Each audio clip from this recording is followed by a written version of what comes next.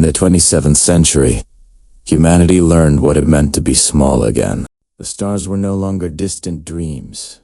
They were scars of survival. For 200 years, humanity had clawed its way across the Orion Arm, building colonies, outposts, and fleets, fighting one war after another against those who saw mankind as a mistake of evolution. But nothing compared to the Vraethe Dominion, a civilization so ancient, so cold, that even the void seemed alive when they came.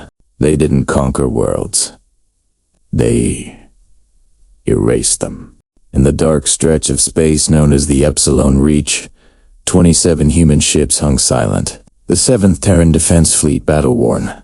Half of what it once was waited in the shadows of a dying red star. Their commander, Admiral Kael Varin, stood on the bridge of the battleship TNS Resolute, staring through the viewport at the faint glimmer of distant wreckage. The silence of dead ships drifted like ghosts, reminders of the first assault. The Dominion had destroyed 3 colonies in the last month. Billions gone. Not enslaved, not captured, just gone. Kael's voice was quiet, graveled. Status. Commander Rheasolis, his second in command, replied from the tactical console. Long-range scanners show minimal distortion, but the last recon probe went dark near grid Theta 9. Same as before. Kael nodded slowly. They are here, just waiting. He'd fought the Vraethe for 10 years. They were masters of patience, predators that didn't need to rush. When they attacked, it was always surgical, merciless. They could sense fear, read thoughts through energy fluctuations, and turn ships against their own. That's why Project Aegis had been built to last its shield network, designed to block psychic interference. It was unfinished, unstable, but it was all they had. The bridge lights dimmed as an old Terran anthem played softly through the ship tradition before battle. Every fleet in the Orion Defense Command played it before they faced impossible odds, a reminder of what they fought for. Kael closed his eyes. He saw Earth as he remembered it, blue and whole. The memory felt alien now. Most of the younger crew had never even seen the homeworld. To them, it was a story. Rhea looked at him quietly. You still believe we can win this? Belief's not required, he said. Only endurance. She smirked faintly. Typical Warborn logic. That word, Warborn, had become sacred. It meant the generation born in battle, molded by survival. No myths, no illusions. Just iron hearts in metal shells. At 0300 hours, the void screamed. A ripple tore across space. Not light, not sound. Something deeper. Sensors went wild. The Dominion fleet emerged like shadows bleeding into existence. Massive, black, fluid-like ships with fractal patterns glowing in red. Living technology. The void bent around them. Kael didn't flinch. All units, combat formation. Delta 5. Prepared to engage. Dozens of human ships roared to life. Engines igniting. Cannons charging. Shields flaring. The Resolute's forward cannons began to hum. Fire control online, Rhea shouted. Target locks established. The stars erupted. Blue plasma beams cut through the dark. Missiles streaked like comets. For a brief, glorious second, humanity's fury burned brighter than the sun. And then the Dominion answered. A wave of energy surged across the human line. Invisible, unstoppable. Ships twisted. Shields cracked. Minds screamed overcomes. Pilots lost control as the psychic resonance fried neural links. Kael gritted his teeth, feeling the static claw at his thoughts. The voices, whispers of the Vraethe. You fight for dust. For ghosts, he slammed a fist against the console. Activate Aegis protocols. Rhea hesitated. It's not calibrated. It could fry the entire fleet. Better burned than broken. Do it. The fleet's core ships powered up synchronized generators. A burst of white-blue light rippled through space.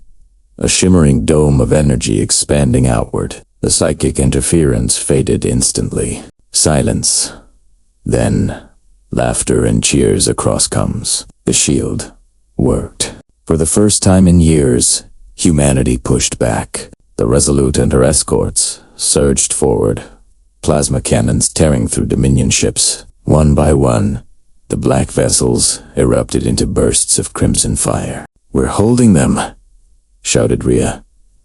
They're falling back. Kael didn't smile. No. They're adapting.